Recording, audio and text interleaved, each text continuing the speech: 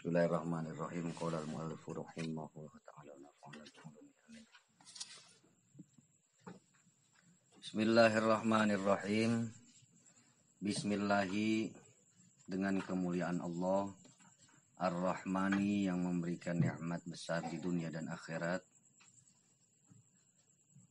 Bismillahi dengan kemuliaan Allah Ar-Rahmani yang memberikan, zat yang memberikan nikmat besar di dunia dan akhirat. Ar-Rahimi, zat yang memberikan nikmat besar di akhirat saja.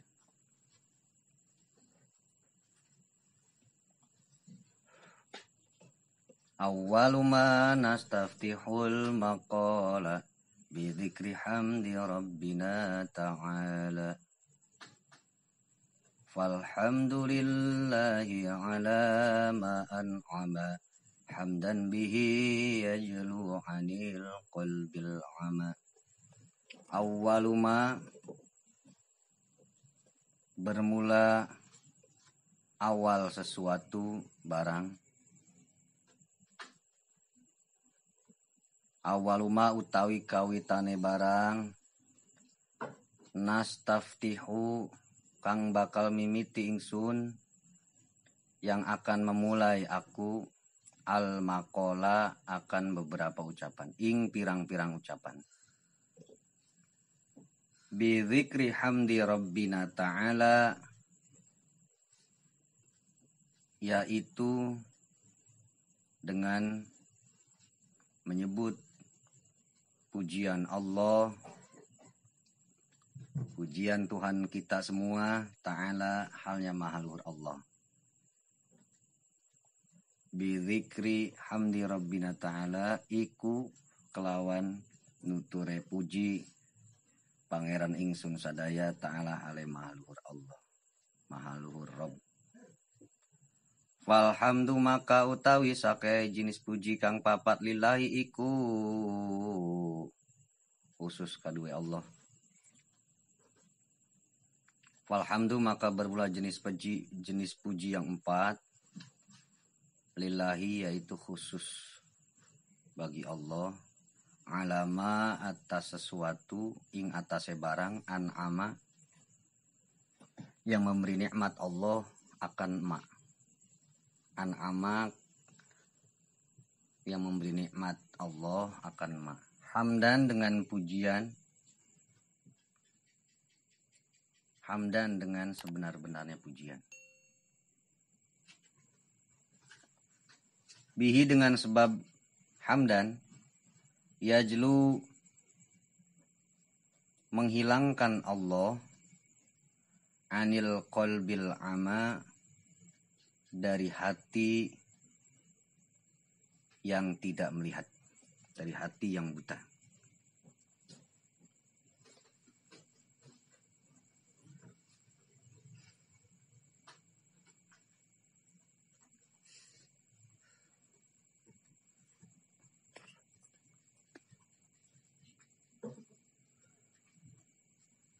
Jadi sebelum kita mau memasuki pembahasan, diawali dengan muqaddimah. Kimusonib mengawali muqaddimah dengan kata Bismillahirrahmanirrahim. Bahwa setiap melakukan sesuatu yang baik itu harus diawali dengan Bismillahirrahmanirrahim. Alasannya itu iqtidaan bi kitabil aziz. Alasannya yang pertama, mengapa mengawalinya dengan bismillah? Karena mengikuti dari Al-Qur'anul Karim. Karena semua Al-Qur'an isinya itu, setiap surat itu diawali dengan Bismillahirrahmanirrahim. Kecuali surat At-Taubah. Kenapa surat At-Taubah tidak diawali dengan bismillah? Karena bismillah itu adalah rahmat. Sedangkan surat At-Taubah itu ayat yang menjelaskan tentang peperangan, qital. Maka surat At-Taubah itu tidak diawali dengan bismillah. Nah, jadi yang pertama, Kenapa Ki Musonib mengawali dengan bismillah? Karena iktidaan bi kitabil aziz. Karena anut mengikuti Al-Quran. Di dalam Al-Quran setiap surat itu diawali dengan bismillahirrahmanirrahim kecuali surat At-Taubah. Karena surat At-Taubah menjelaskan tentang peperangan. Menjelaskan tentang orang-orang musyrik. Yang kedua, amalan bi khobarin. Alasan Ki Musonib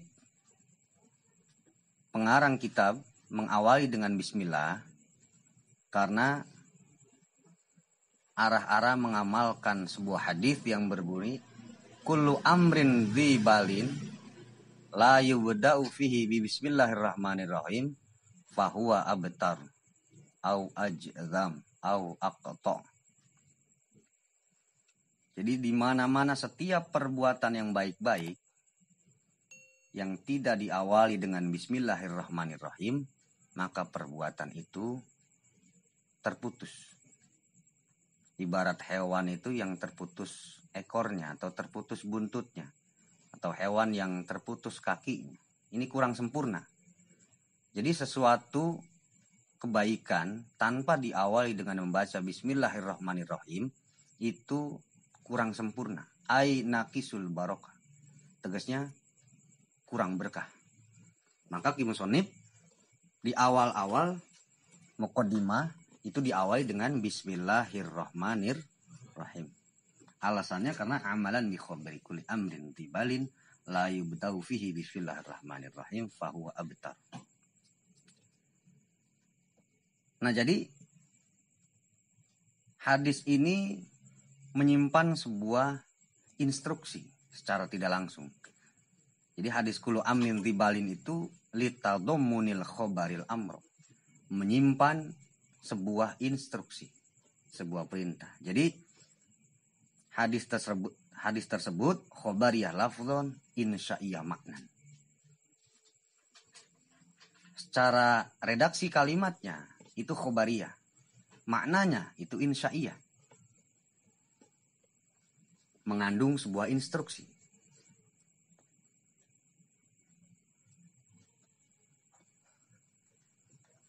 Awalu ma nastaftihul maqala, awal ucapan Ki Musonib itu diawali dengan nastaftihul maqala.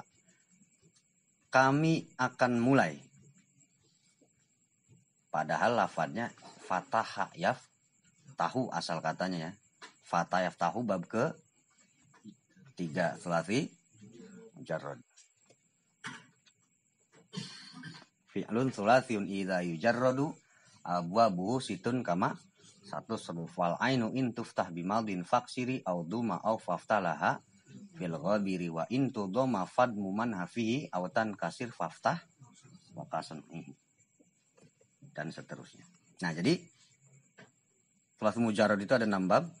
Bab pertama wazan fa'ala yaf'ulu mauzun nasoro yansuru. Bab kedua fa'ala yaf'ilu mauzun doroba yadribu. Bab ketiga fa'ala yaf'alu mauzun fataha yaftahu. Kemudian masuk ke dalam bab pertama sulasi mazid naud thalith. Bab pertama sulasi mazid naud thalith itu wazannya apa? Istaf mauzunnya. Kemudian fatahah dimasukin ke dalam bab pertama sulasi mazid naud thalith. Jadi istaf taha. Fi'il mudhari'nya yastaftihu. Kemudian ditasrif lugawi. Coba tasrif. Yastaftihu.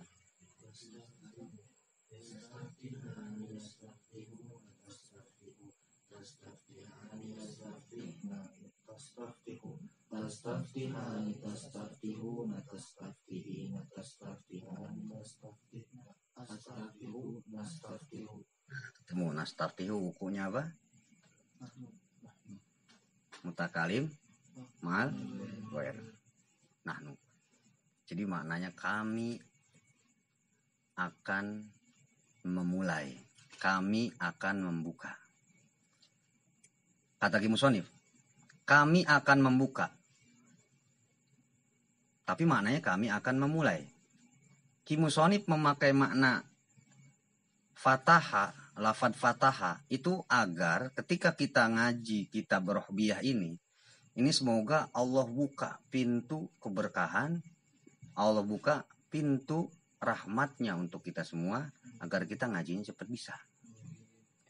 Nastaftihu, kami akan mulai. Al-maqalah akan beberapa ucapan, yaitu bidzikri hamdi rabbina ta'ala, dengan menyebut pujian-pujian Allah subhanahu wa ta'ala. Falhamdulillahi, maka bermula jenis puji yang 4, lillahi atau khusus untuk Allah. Jenis puji yang 4 itu puji qadim alal qadim, puji qadim alal hadith, puji hadith alal qadim, puji hadith alal hadith. Alamaan ama, atas sesuatu yang Allah berikan. Nikmat apapun yang Allah berikan, bahkan sampai binatang melata pun Allah berikan nikmat. Nah, itu patut kita syukuri. Hamdan dengan sebenar-benarnya pujian. Bihi dengan sebab hamdan, dengan sebab pujian tersebut, ia jelu anil qalbil ama, Allah hilangkan hati kita, ya, hati kita, ketidaktahuan hati kita yang diibaratkan dengan buta, agar hati kita ini dapat melihat bahwa yang hak itu adalah hak, yang batil adalah batil. Tsumma sholatu, kemudian bermula sholawat. Ba'du, setelah tahmid atau setelah hamdan, wassalamu, dan salam ta'zim Allah, ala nabiin, yaitu atas nabi, dinuhu, yang bermula agama nabi, al-islamu, yaitu Islam. Kemudian sholawat dan salam kita aturkan kepada Kanjeng Nabi Muhammad sallallahu alaihi wasallam. Muhammadin, nyatane Kanjeng Nabi Muhammad, khatami rusli rabbi, khatami rusli rabbi, yang menjadi penutup Rasul Allah.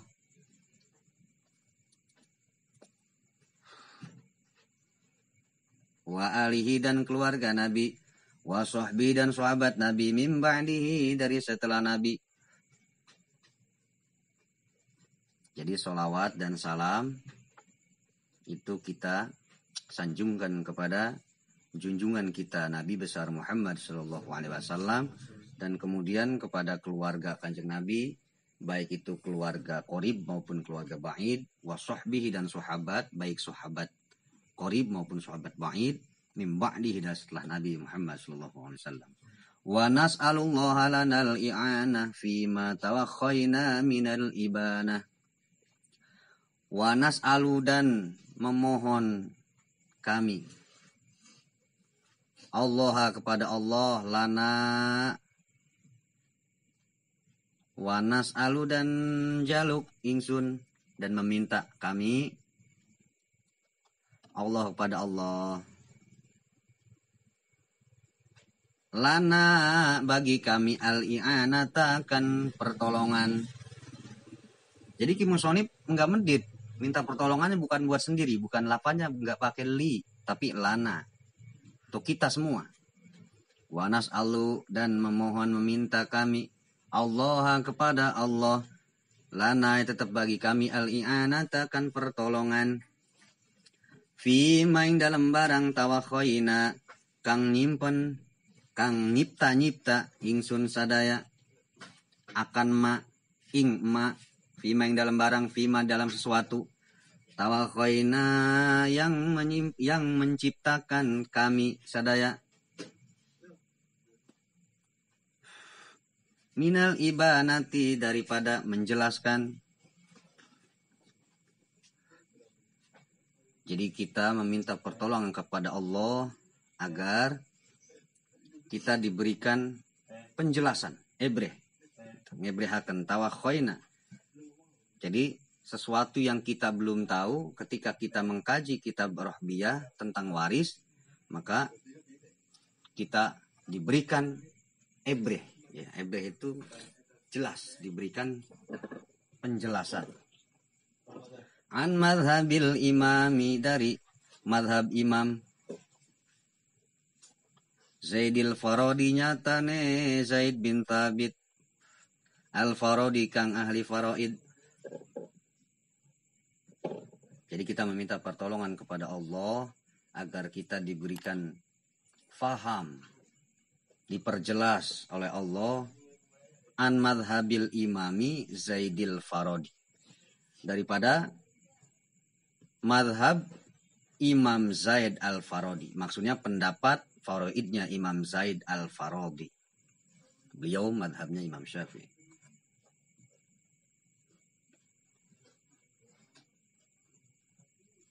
Bahkan Imam Syafi'i pun nanti gitu. Imam Syafi'i pun condong kepada faraidnya Imam Zaid bin Thabit maksudnya. Karena Zaid bin Thabit ini adalah sahabat Nabi.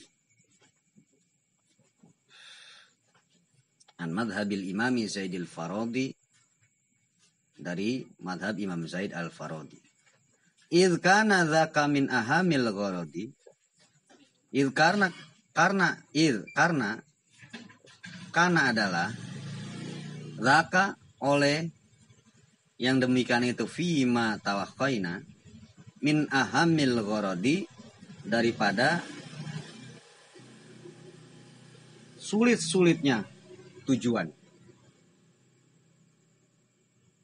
Jadi kitab ini itu sangat sulit.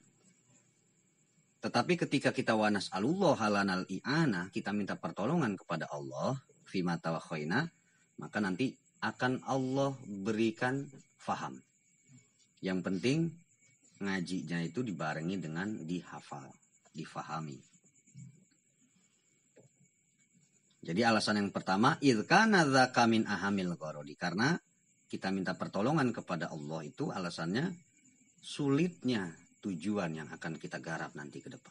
Maka kita sebelumnya minta pertolongan kepada Allah. Semoga senantiasa Allah berikan kemudahan faham kita. Yang kedua, ilman bi annal ilma khairu ma su'i fihi wa aula ma lahul abdu du'i. Ilman karena arah-arah mengetahui. Bi annal ilma, dengan sesungguhnya ilmu faraid Imam Zaid khairu ma su'i, yaitu sebaik-baiknya sesuatu atau sebaik-baiknya barang, su'i yang akan dilakukan. Ma fihi ing dalem ma, wa aula malahul abdu du'i, wa aula dan lebih utama dan lebih istimewa, wa aula ma dan lebih utama nih barang, lahu yaitu tetap bagi ma al abdu bermula kaula du'i kang den aku, yang diakui.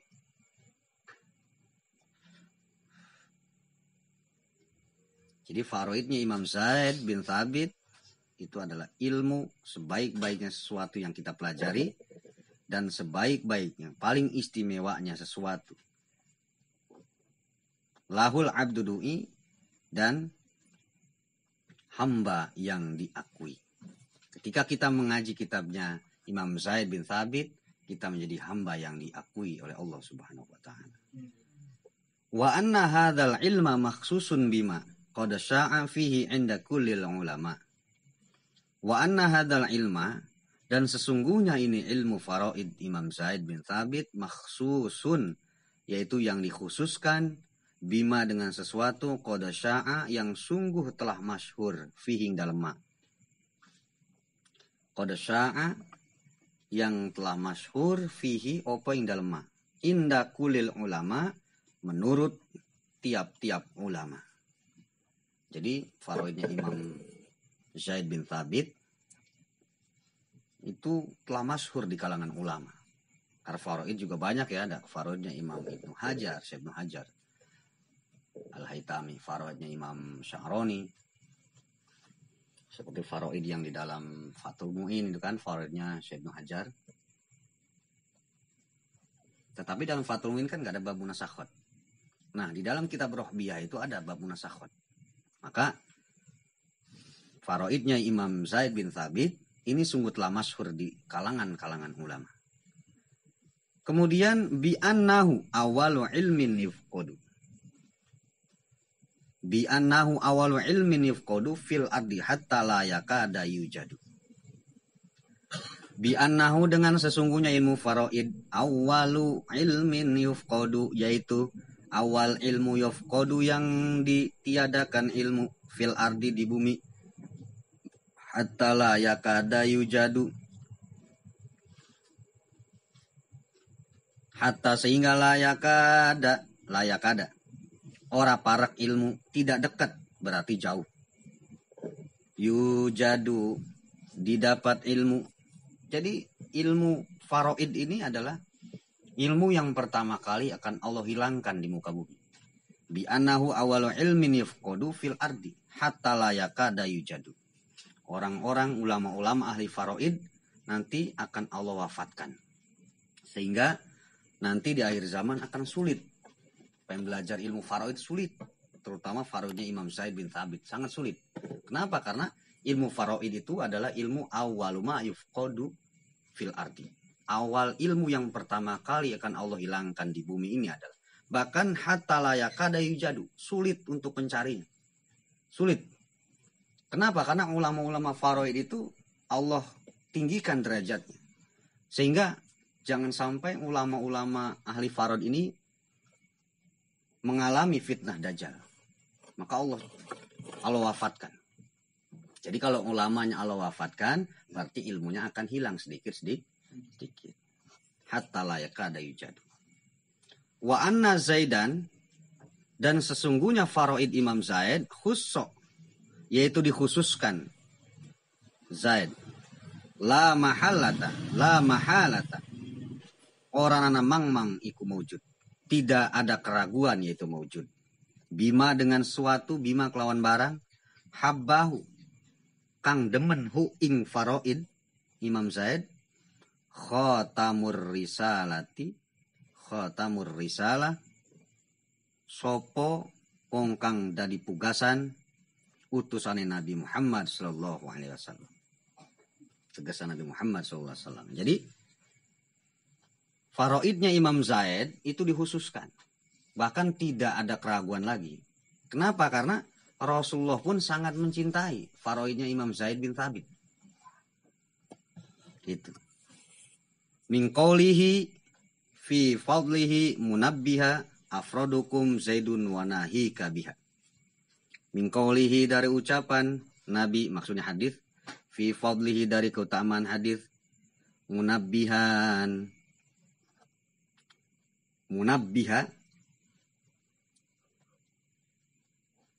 yang mengingatkan atau yang memperingati. Jadi hadis ini sebuah peringatan untuk kita semua. Afrodukum Zaidun wa nahika biha. Afrodukum bermula faraid kalian, utawi faraid sirakabe, Zaidun iku faraid Imam Zaid bin Thabit. Wa nahika maka ngalap sira biha kelawan faraid Imam Zaid bin Thabit.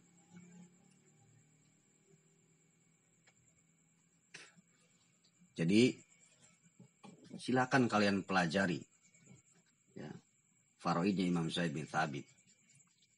Karena Rasulullah pun sangat mencintai Zaid bin Thabit. Fakana aula bittiba'i tabi'i, fakana maka adalah faraid aula, faraid Imam Zaid aula iku lebih utama, yaitu lebih utama bittiba'i tabi'i kelawan anute wong kang anut-anutan, dengan orang yang mengikuti daripada para tabi'in. Jadi tabi'in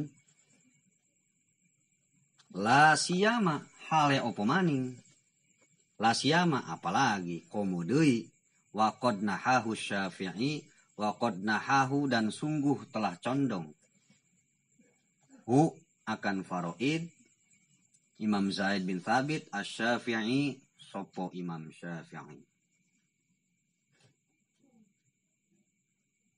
Bahkan Imam Syafi'i pun lebih condongnya kepada faraidnya Imam Zaid bin Thabit.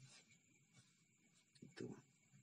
Maka harus kita fahaka fihil qaula an ijazi mubarraron an wasmatil al-ghazi. Fahaka maka ngalap sira. Fahaka maka ngalap sira, maka ambillah olehmu fihi pada faraid Imam Zaid bin Thabit al-qaula akan ucapan kimusonif, ucapan Syekh Sibtil Mardini an ijazin, daripada ucapan yang ringkas tapi padat, mubarroron tur kang bebas, an wasmatil al-ghazi, daripada saking sela-selane babadean, daripada kesulitan atau tebak-tebakan, maksudnya daripada kesulitan. Jadi bebas dari kesulitan. Jadi di dalam kitab ini sudah jadikan sebuah syairan, nazom ya, sudah dinazomkan, tinggal menghafal dan memahami. Karena kenapa? Fahaka fil qaula an ijazin. Ini adalah ucapan yang ringkas, padat, mubarroron an wasmatil al-ghazi, yang bebas dari kesulitan, yang terbebas dari hambatan. Jadi ngajinya gampang kalau bari difahami dan ngajinya bari dihafal.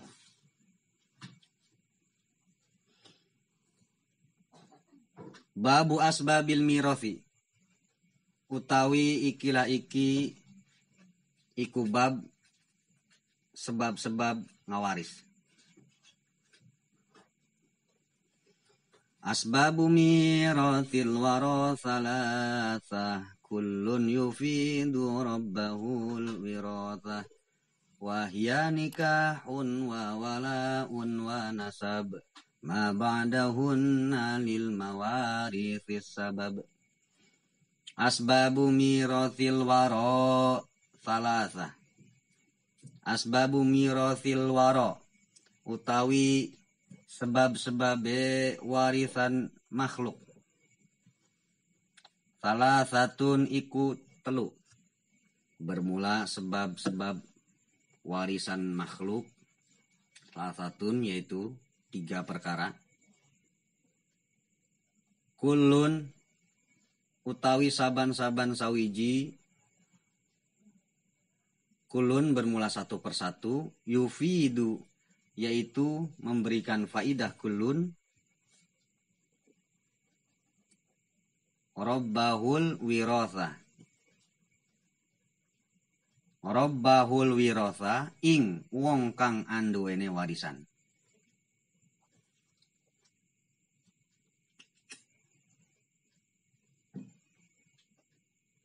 Rabbahu akan orang yang mempunyai,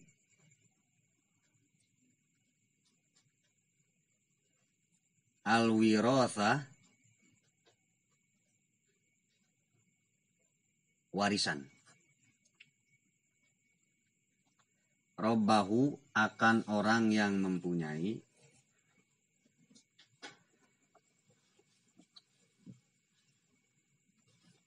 al-wirathatu opo warisan. Wahiyalan utawi salasa, nikahun iku nikah, wa walaun lan asobah wala, wa nasabun lan turunan. Ma ba'dahunna maknya maknafi, ma ba'dahunna oranana, tidak ada. Ba'dahunna yaitu setelah salasa, lil mawarithi bagi warisan, sababun bermula sebab.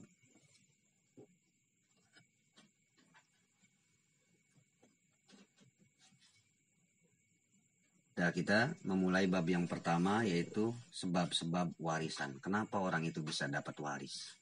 Itu sebabnya hanya 3.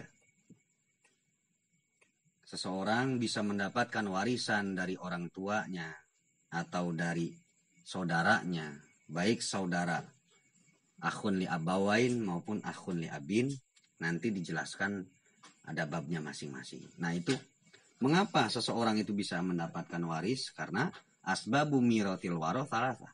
Sebab-sebab yang dapat menyebabkan orang itu dapat warisan itu hanya 3 perkara. Dan kullun yufidu rabbaul wiratha, dan satu persatunya itu memberikan faidah untuk warisan tersebut. Seperti wahia nikahun. Contoh yang pertama itu adalah nikah. Umpama Kang Zaid santri. Karena Kang Zaid santri ini buat beli rokok pun repot, payah buat beli rokok. Rokoknya rokok kafir terus. Atau rokoknya daun kaung terus. Nggak punya duit buat beli rokok. Tapi santri kan punya wiridan. Idh qala Yusufu li abihi ya batini ra'aitu ahada asyara kawkaba wa syamsa wal qamara ra'aituhum li sajid. Santri punya wiridan. Tabaruk, ngalap berkah, katanya. Padahal pelet. Aku ngalap berkah. Kalau santri punya sanastadrijuhum min haitsu la ya'lamun wa umli lahum inna kaidi matin Allahumma hayyiju atif wa ahriq qalba fulanatin binti fulanatin tadharu fi fulanin ibni fulanin.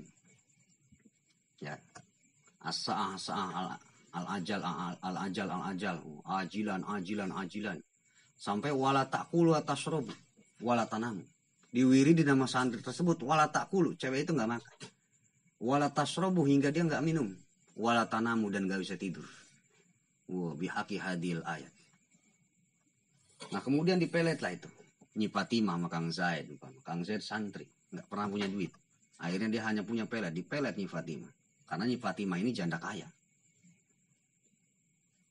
Dipelet sama Kang Zaid, puasa 7 hari selesai, Nyi Fatimah nyari-nyari Kang Zaid. Mana Kang Zaid ini? Nggak makan, nggak minum, nggak tidur, ingat Kang Zaid. Sampai kurus awak, nggak pernah tidur kan. 7 hari 7 malam Nyi Fatimah nggak makan, nggak minum. Singkat cerita nikahlah dia sama Kang Zaid. Karena Kang Zaid ini santri, umpama santri mah kan semuanya mau punya duit atau enggak, artinya orang tuanya mau ada atau enggak.